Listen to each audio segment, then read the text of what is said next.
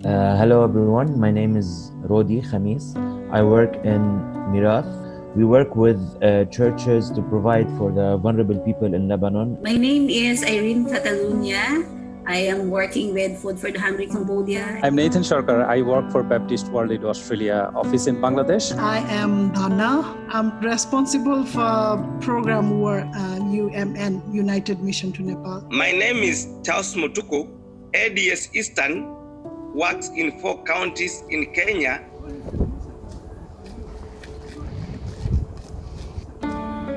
The whole world right now is facing this crisis, this coronavirus. However, in Lebanon, we are viewing this crisis as a crisis within an already existing crisis, an economic and financial crisis that had started in October. Actually, life in Kenya has greatly changed. The lockdown started from March 24th. So it's more than a month now. We are fearing that people might start dying of hunger, but not die of coronavirus. Because lockdown means no work, no income for them.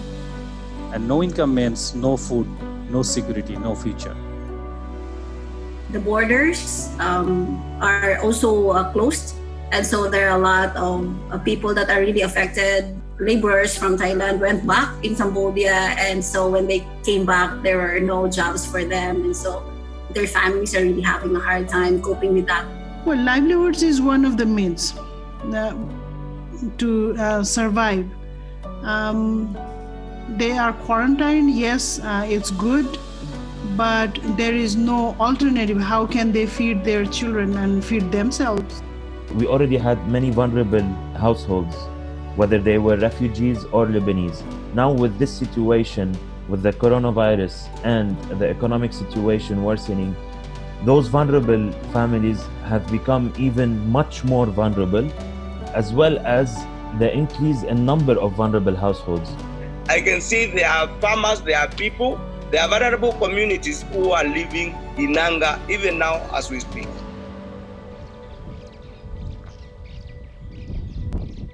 The other problem which will arise sooner or later will be access to enough water to balance between domestic and the hygiene needs. So if there's a shortage of water, it will be very difficult for people to practice proper hand washing.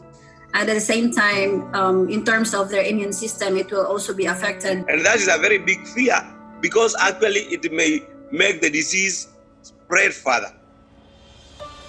Over 1 million Rohingya refugees are living in refugee camps in southern Bangladesh.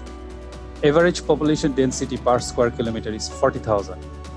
Since the beginning of the coronavirus, all the world has been talking a lot about social distancing, about staying away. However, in certain communities, especially with the refugees here in our country, it's very difficult. It's very kind of temporary shelter. They're living in very close and overcrowded. There are several families living in one tent, in informal tented settlements. There are many families living in one unfinished building or house or shop front or warehouse. They all live together. They are considered to be among the most at risk in this pandemic. These things happens, disasters. Sometimes earthquake, sometimes flood, fire.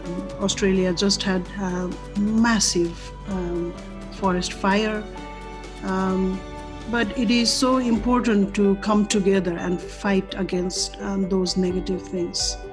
And if we are together and if we realize how God has been working through it, we can conquer. I give thanks to God that He's always attentive to the prayers of His people. Whatever we need, God is being able to provide for us, and even God is helping us to be able to provide for others. So this by itself to me is very encouraging. It's making us really happy here that we can continue our work and our ministry together. We request that you continue supporting communities, because it is the request of God that people may support other people, for we were made for each other.